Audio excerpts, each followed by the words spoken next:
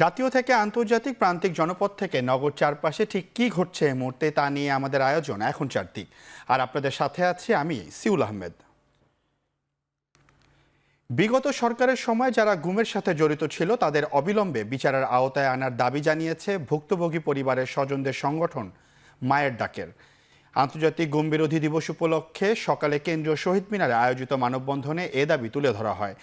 গুমকে মানবতা বিরোধী অপরাধ উল্লেখ করে আয়োজকরা অভিযোগ করেন, আওয়ামী লীগ শাসনামলে বিচার বহির্ভূতভাবে ৬ শতাধিক মানুষকে গুম করা হয়। এই সময় গুম বিরোধী তদন্ত কমিশন তাৎপর্যপূর্ণ বলে মন্তব্য করেন ক্ষতিগ্রস্ত পরিবার ও মানবাধিকার সংগঠনগুলো। তদন্ত কমিশনের মাধ্যমে গুমের ঘটনার সঠিক তদন্ত ও নিখোঁজদের ফিরিয়ে দেওয়ার দাবি স্বজনদের।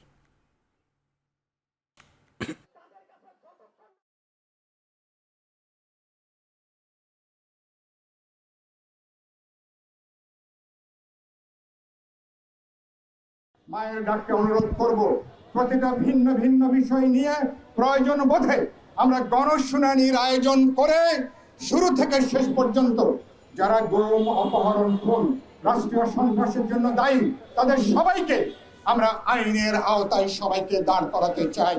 এই যে গুম করেছেন, শুধু ব্যক্তি মানুষকে গুম করেন নাই, পুরো গণতান্ত্রিক ব্যবস্থাকে আপনারা গুম করে দিয়েছেন।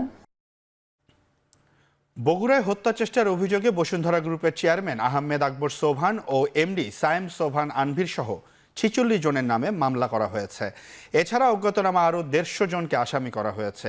বৃহস্পতিবার বিকালে বগুড়ার অতিরিক্ত চিফ জুডিশিয়াল ম্যাজিস্ট্রেট সুকান্ত সাহার আদালতে এই মামলা করা হয়। বগুড়ার শিবগঞ্জ উপজেলার যুবদলের সাংগঠনিক সম্পাদক সামিউল আলিম এই মামলা করেন। আসামিদের মধ্যে পুলিশ কর্মকর্তা, তৎকালীন ইউএনও, সাবেক সংসদ সদস্য, তৎকালীন সাব রেজিস্ট্রার ও ৭১ টেলিভিশনের সাবেক সাংবাদিক রয়েছেন।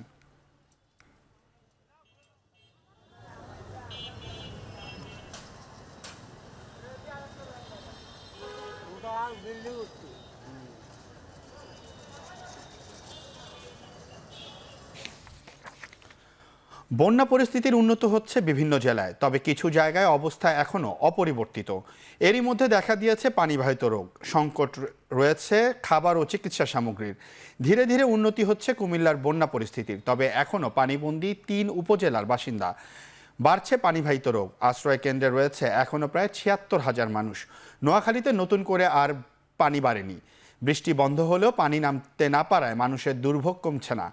এছাড়া যাতায়াত ব্যবস্থা সচল না হওয়া, খাবার সংকট, সুপেয় পানির অভাব, পয় নিষ্কাশন ব্যবস্থা সহ নানা ভোগান্তি পোহাতে হচ্ছে বন্যা দুর্গতদের। এদিকে ফেনীর কিছু জায়গা নিমজ্জিত থাকলেও বেশিরভাগ এলাকাতেই কমতে শুরু করেছে বন্যার পানি, ফলে ভেসে উঠতে শুরু করেছে বন্যার ভয়াবহ ক্ষতচিহ্ন।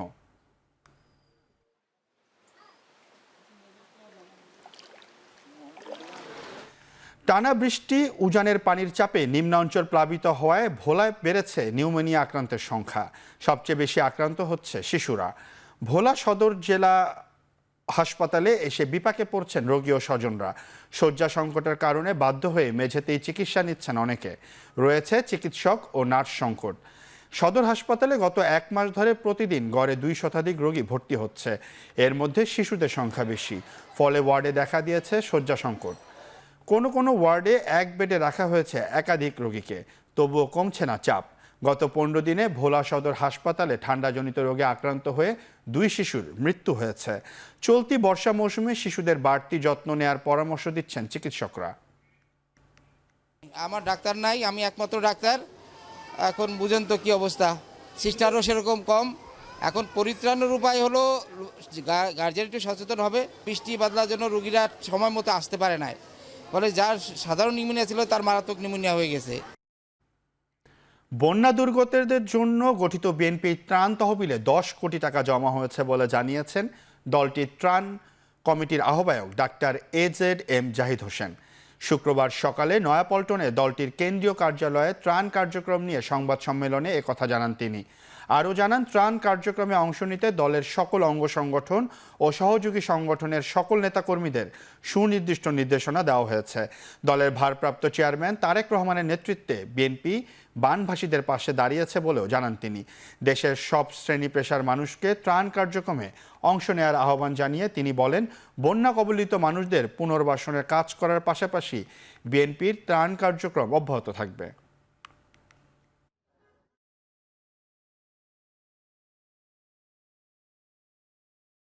দলের নেতা কর্মীরা বিভিন্ন জেলা উপজেলা থেকে আসছেন এবং এখানে তারা তাদের সাধ্যমতো ত্রাণ সহায়তায় অংশগ্রহণ করছেন। বাংলাদেশ জাতীয়তাবাদী দল বানবাসী মানুষের পাশে দাঁড়িয়েছে। গত 10 দিন যাবৎ এই ত্রাণ কার্যক্রম আমাদের ফেনী থেকে লক্ষ্মীপুর পর্যন্ত মৌলভীবাজার, হবিগঞ্জ সহ দেশের দক্ষিণাঞ্চলে পরিচালিত হচ্ছে। বন্যার্তদের সাহায্যে ১৯ জন শিল্পী চিত্রকর্ম প্রদর্শনী আর্ট ফর চ্যারিটির আয়োজন করেছে ঢাকা স্টোরি টেলার্স। এখান থেকে বিক্রি করা চিত্রকর্মের পুরো অর্থ দেওয়া হবে প্রধান উপদেষ্টার ত্রাণ তহবিলে।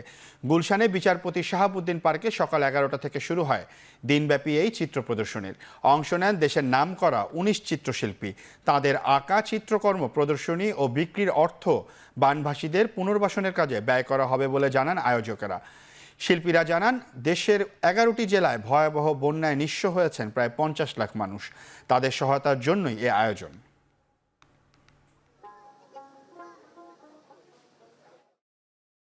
আজকে আমাদের উদ্যোগটার নাম আর্ট ফর চ্যারিটি। এটা আমরা করছি বন্যার্তদের জন্য রিলিফ রেজ করার জন্য, এবং এখানে আমাদের দেশের খুব নামকরা আর্টিস্টরা, the veterans and the emerging artist, ওনারা they have all come together যে আমরা ফান্ড রেজ করবো। এবং এখানে আমরা আজকে ওনার সামনাসামনি আঁকছেন এবং আঁকার পর এগুলো অন দ্য স্পট পারচেজ হবে, এবং যে আমাদের ফান্ড রেজটা হবে এটা 100% আমরা ডক্টর মোহাম্মদ ইউনূসের ত্রাণ তহবিলে দেওয়া হবে। টাঙ্গাইলের গালাগ্রামে ভুয়া মুক্তিযোদ্ধাদের বিচার ও সনদ বাতিলের দাবিতে মানববন্ধন ও প্রতিবাদ কর্মসূচি পালন করা হয়েছে। শুক্রবার সকালে ছাত্র ও সর্বস্তরের জনসাধারণের উদ্যোগে এ কর্মসূচির আয়োজন করা হয়।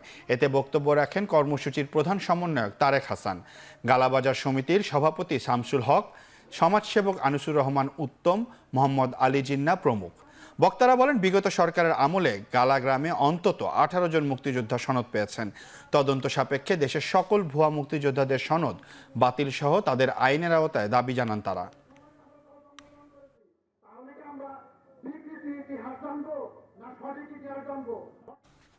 এখন চারদিক থেকে নিচ্ছে একটি বিরতি, ফিরছে কিছুক্ষণ পর।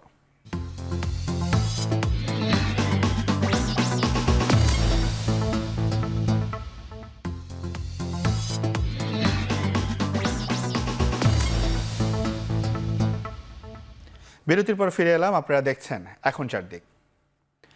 রাজধানীর নিত্যপণ্যের বাজারে মূল্য তালিকা অনুযায়ী পণ্য বিক্রি নিশ্চিতে তদারকি দাবি জানিয়েছেন ক্রেতারা। তারা বলেন, সঠিক তদারকি না থাকার সুযোগকে কাজে লাগিয়ে পণ্যের দাম বাড়ায় কিছু অসাধু ব্যবসায়ী। রাজধানীর সবচেয়ে বড় পাইকারি বাজার কারওয়ান বাজারে নিয়ম মানছেন না খুচরা দোকানিরা। বেশিরভাগ দোকানেই প্রদর্শন করা হয় না মূল্য তালিকা, কোথাও তালিকা থাকলেও নেই ব্যবহার। তবে দোকানিদের অভিযোগ, এই তালিকার দামের সঙ্গে বাস্তবতার মিল নেই। এদিকে ছুটির দিনে রাজধানীর কারওয়ান বাজার সরবরাহ স্বাভাবিক থাকায় মুরগির ডিমের দাম কমেছে। গত কয়েক মাস ধরে সবজির দাম বাড়তি থাকলেও গত 2-3 সপ্তাহ ধরে কিছুটা কম দামে বিক্রি হচ্ছে সবজি। তবে হাতিরপুল বাজারে প্রতিটি পণ্য বিক্রি করা হচ্ছে বাড়তি দামে। There is no developed market, কোনো উন্নতিই নাই, শুধু আরো দাম বাড়তেছে। রেটগুলো একই ধরনের থাকে, তাহলে যারা হয়তো হঠাৎ বাজারে আসলো তারাও সারপ্রাইজ হয় না, আবার যারা রেগুলার কেনাকাটা করে তারাও বুঝলো যে তাদের বাজেটটা কত। একদিন একটু ম্যাস্টেট আসলো, একটু দেখলো, আর 1 বছরের খবর নাই, 6 মাসের খবর নাই, তাহলে কিন্তু জিনিসপত্রের দাম কমবে না। বাজারে সব সবজির দাম কমছে। লাউ একটা 40 জোড়া 70, কলা 2 আলি 50, 1 আলি 30, কচুর গাড়ি এলো 40, করলা 40, শসা 30। মূল্য তালিকা আছে কিন্তু সঠিক মূল্যগুলো নির্ধারণ করা নেই। তাদের যে নতুন নির্ধারণ করে বা মূল্য তালিকার সাথে পণ্যের কোনো মিল পাওয়া যায় না, কারণ এখানে মূল্য তালিকা কিছু শতকরা কয়েকজনে আপনার মূল্য দেখে কিনে। বন্যা কবলিত জেলায় সব ধরনের সবজি ও মাছের দাম বেড়েছে। সরবরাহ কম থাকায় বাড়তি দামে বিক্রি হচ্ছে এসব পণ্য। এদিকে ভরা মৌসুমেও জেলেদের জালে ইলিশ ধরা না পড়ায় দাম আকাশচুম্বী। চট্টগ্রামের বাজারে সরবরাহ কম থাকায় বেশি দামে সবজি, মাছ ও ডিম বিক্রি হচ্ছে। বেশিরভাগ সবজি বিক্রি হচ্ছে 40 থেকে 60 টাকায়, কাঁচা মরিচ 200 টাকা, টমেটো 150 টাকা, আলু বিক্রি হচ্ছে 60 টাকায়। এছাড়া পুকুর, দিঘি, মাছের ঘের পানিতে ভেসে যাওয়ায় মিঠা পানির মাছের সরবরাহ সংকট দেখা দিয়েছে। কৃষি ও মৎস্য অধিদপ্তরের হিসেবে চট্টগ্রামে বন্যায় কৃষিতে ক্ষয়ক্ষতি হয়েছে প্রায় 400 কোটি টাকা, আর মৎস্য খাতের ক্ষয়ক্ষতি 290 কোটি টাকা। এছাড়া গত সপ্তাহের তুলনায় ডিমের দাম 10 টাকা কমে বিক্রি হচ্ছে 170 টাকায়। সপ্তাহ ব্যবধানে সিলেটের পাইকারি বাজারে সরবরাহ কম থাকায় দাম বেড়েছে সব সবজির। কেজিতে 20 থেকে 25 টাকা বেশি দরে বিক্রি হচ্ছে কাঁচামরিচ, কেজিতে 150, ও পেঁপে বিক্রি হচ্ছে 20 থেকে 25 টাকায়। ভুল সিদ্ধান্তের মাধ্যমে দেশে যেন চাঁদাবাজি ও সন্ত্রাসীদের হাতে তুলে দেওয়া না হয়, সে বিষয়ে সবাইকে সজাগ থাকার আহ্বান জানিয়েছেন ইসলামী আন্দোলন বাংলাদেশের আমির। শুক্রবার দুপুরে রাজধানীর শাহবাগে ইসলামী ছাত্র আন্দোলন প্রতিষ্ঠা বার্ষিকীর সমাবেশে বক্তব্য রাখেন সৈয়দ মোহাম্মদ রেজাউল করিম। এ সময় তিনি বলেন, দেশের মানুষের অনেক ত্যাগ স্বীকারের মধ্য দিয়ে অন্তর্বর্তী সরকার গঠিত হয়েছে।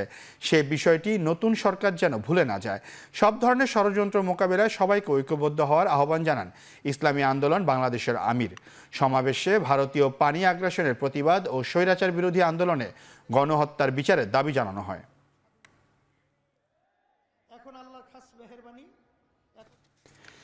এখন চারদিক থেকে নিচ্ছে আরও একটি বিরতি, ফিরছি একটু পরে।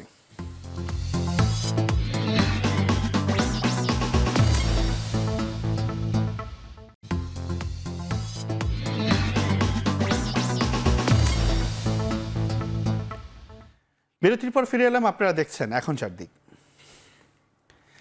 আওয়ামী লীগের সাবেক সংসদ সদস্য আনার হত্যা মামলায় অভিযুক্ত জিহাদ হাওলাদার ও সিয়াম হোসেনকে আরও 12 দিনের জেল হেফাজতের নির্দেশ দিয়েছেন ভারতের একটি আদালত। শুক্রবার দুপুরে পশ্চিমবঙ্গের উত্তর 24 পরগনা জেলার বারাসাত মহকুমা আদালতের বিচারক এই নির্দেশ দেন। এদিন জিহাদ হাওলাদারকে আদালতে হাজির করা হলেও শারীরিক অসুস্থতার কারণে সিয়াম হোসেনকে আদালতে তুলতে পারেননি সিআইডি। আগামী 13 সেপ্টেম্বর মামলার পরবর্তী শুনানির তারিখ নির্ধারণ করা হয়েছে। এর আগে 16 আগস্ট 263 পৃষ্ঠার চার্জশিট দাখিল করে সিআইডি। চাঞ্চল্যকর এই হত্যা মামলা সাক্ষী রাখা হয়েছে 101 জনকে। গেল মে মাসে 12 তারিখে কলকাতায় গিয়ে নিখোঁজ হয় আনার। পরবর্তী 22 মে নিউ টাউনের একটি আবাসিক ভবনের সেপটিক ট্যাঙ্ক থেকে উদ্ধার করা হয় সাবেক সংসদ সদস্য মরদেহের অংশবিশেষ। এবং মোহাম্মদ সিয়াম দুজনকে অ্যারেস্ট করার পরে উইদিন 90 ডেজ সিআইডি চার্জশিট দিয়েছে, এবং চার্জশিট দিয়েছে 263 পেজের মোট চার্জশিট দিয়েছে। এই চার্জশিটে মোট সাক্ষী রেখেছে 101 জনকে। জাপানের ক্যাটাগরি 4 হারিকেনের মতো শক্তিশালী টাইফুন শানশানের আঘাতে লণ্ডভণ্ড দেশটির দক্ষিণাঞ্চল। টাইফুনের আঘাতে মৃত্যু হয়েছে 4 জনের, আহত প্রায় 100 জন। বৃহস্পতিবার বছরের সবচেয়ে শক্তিশালী এই টাইফুনের আঘাতে জাপানে রেকর্ড বৃষ্টি হয়। কোনো কোনো স্থানে বৃষ্টি হয় 700 মিলিমিটার পর্যন্ত। জাপানের সর্বদক্ষিণের মূল দ্বীপগুলোর একটি কিউশু দ্বীপে আঘাত হানার পর আজ দুর্বল হয়ে পূর্ব দিকে অগ্রসর হয় মৌসুমি ঝড়টি। এ সময় দক্ষিণ পশ্চিমাঞ্চলের অনেক স্থানে বন্যা ও ভূমিধসের পূর্বাভাস দেওয়া হয়। ঝড়ের কারণে এখনও বিদ্যুৎ বিচ্ছিন্ন কিউশুর 2.5 লাখের বেশি বাসিন্দা। নিরাপদে সরে যেতে নির্দেশ দেওয়া হয় 50 লাখ মানুষকে। কার্যক্রম স্থগিত রাখে টয়োটা সহ কয়েকটি গাড়ি নির্মাতা প্রতিষ্ঠান। বিমান চলাচল স্থগিত করে জাপান এয়ারলাইন্স সহ কয়েকটি এয়ারলাইন্স।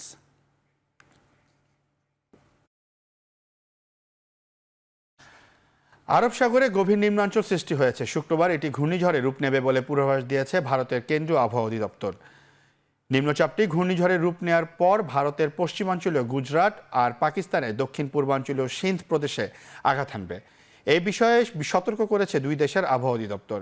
এই নিম্নচাপের প্রভাবে গুজরাটের বিভিন্ন উপকূলীয় এলাকায় প্রায় 2 দিন ধরে চলছে টানা বৃষ্টি। অনেক স্থানে দেখা দিয়েছে বন্যা। গুজরাট থেকে সরে নেওয়া হচ্ছে সাধারণ মানুষ। উপকূলীয় শহর জামানগড়ে বিদ্যুৎ না থাকায় ভোগান্তিতে পড়েছেন সেখানকার মানুষ। এছাড়াও সুরাট, কুচ ও ভারুচে ভারী বৃষ্টি হচ্ছে বলে জানা গেছে। এদিকে সিন্ধ প্রদেশের সরকারকে ঝড় মোকাবেলার নির্দেশ দিয়েছে পাকিস্তানের আবহাওয়া অধিদপ্তর। চ্যাট জিপিটির সাপ্তাহিক ব্যবহারকারী ছাড়িয়েছে 20 কোটি। 1 বছরের ব্যবধানে ব্যবহারকারীর সংখ্যা বেড়েছে দ্বিগুণ। বৃহস্পতিবার এ তথ্য জানিয়েছে চ্যাটবটের নির্মাতা ওপেন এআই। তথ্য বলছে ফরচুন 500-এ তালিকাভুক্ত 92% প্রতিষ্ঠানই ব্যবহার করে চ্যাট জিপিটি।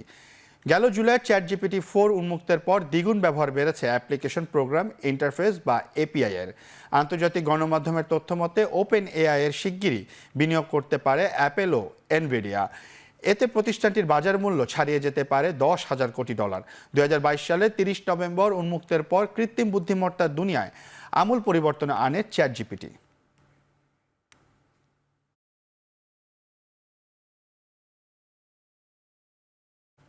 বৃষ্টিতে পরিত্যক্ত হয়ে গেল বাংলাদেশ পাকিস্তান টেস্টের প্রথম দিন। সিরিজের দ্বিতীয় ম্যাচটিতে বল গড়ানো তো দূরে থাক, টসই হয়নি। বৃষ্টির সংখ্যা ছিল আগের দিন থেকেই, সেটা বাস্তবে রূপ নিল ম্যাচের দিন। বৃষ্টির তোপ এমন ছিল যে দু দলের খেলোয়াড়রা এদিন হোটেল থেকে স্টেডিয়াম আসেননি। যদিও আম্পায়াররা খেলা শুরুর জন্য মাঠ পর্যবেক্ষণের সময় নির্ধারণ করেন, তবে সেটি সম্ভব হয়নি। দ্বিতীয় টেস্টের মতো প্রথম টেস্টের শুরুতেও বৃষ্টির বাগড়া ছিল। সেদিন 41 ওভার খেলা হয়েছিল। 2 ম্যাচ সিরিজের প্রথমটিতে 10 উইকেটে জিতে এগিয়ে রয়েছে বাংলাদেশ। শেষ ম্যাচ ড্র হলে কিংবা টাইগাররা জিততে পারলে রাওয়ালপিন্ডিতে রচিত হবে ইতিহাস। শেষ করছি এখন চারদিক।